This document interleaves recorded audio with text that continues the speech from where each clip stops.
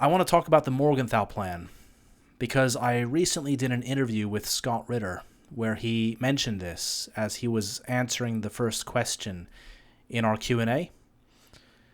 If you go back to my last full interview video with Scott, you can see this in the first 10 minutes. Now, the reason I want to discuss this is because I want to explain the dark truth behind the Morgenthau Plan and what it was really about. As Scott quite rightly explained, it was a plan to deindustrialize post-war Germany, because the Western Allies, also known as the Atlanticists, did not want Germany to have the capability to raise another army and build another war machine that could ever challenge them again. Or as they claimed, they didn't trust Germany to not start another war. This is how the plan was packaged and sold anyway. But the real intentions were far more insidious, as I'll explain.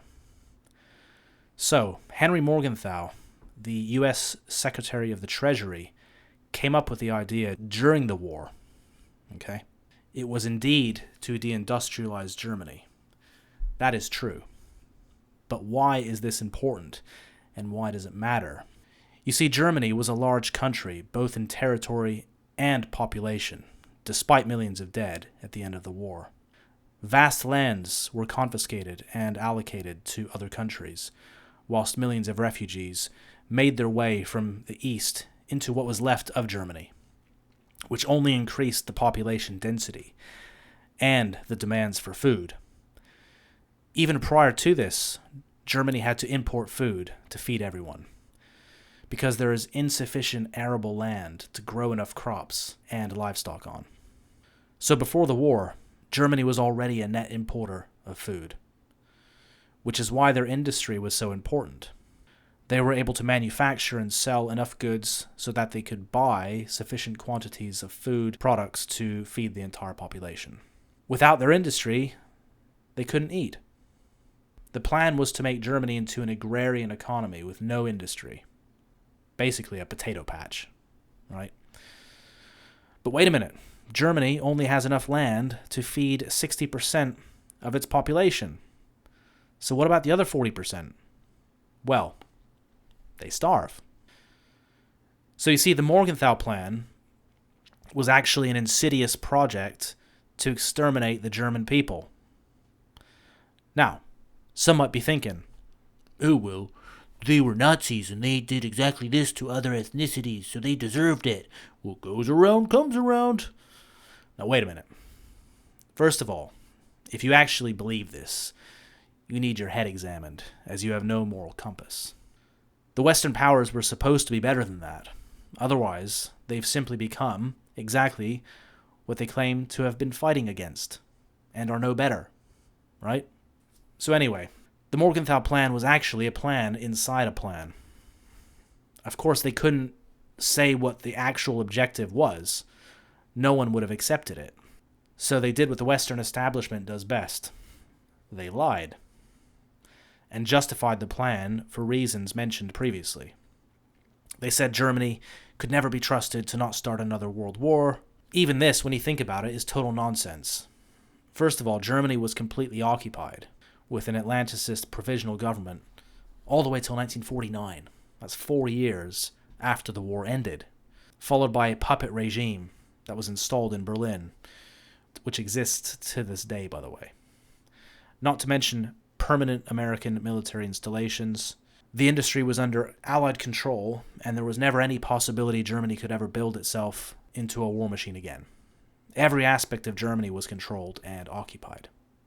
The German authorities actually found out about this plan in 1944. So this had the effect of possibly prolonging the war, as the German people understood that the Western Allies were at war with not only the Wehrmacht, but the German people, whom they quite literally wanted to exterminate. So if you've ever wondered why the Germans fought so hard, now you know. They were quite literally fighting for their lives.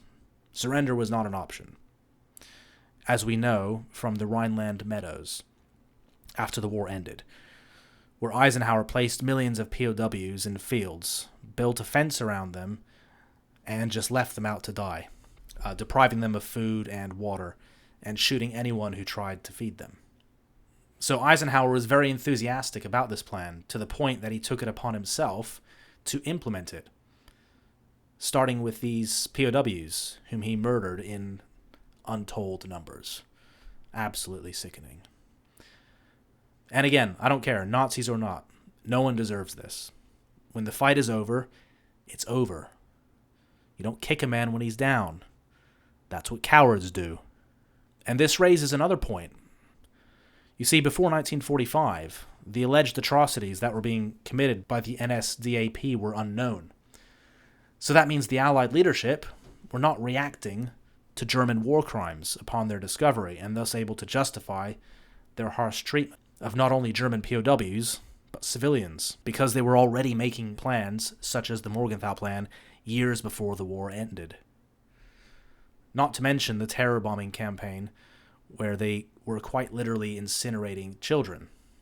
And yes, I know the Luftwaffe did this over Britain, but it was in fact the British who were the first to do this back in 1940, upon Churchill's orders, as he was lashing out because the British Army were losing every engagement they had with the Germans.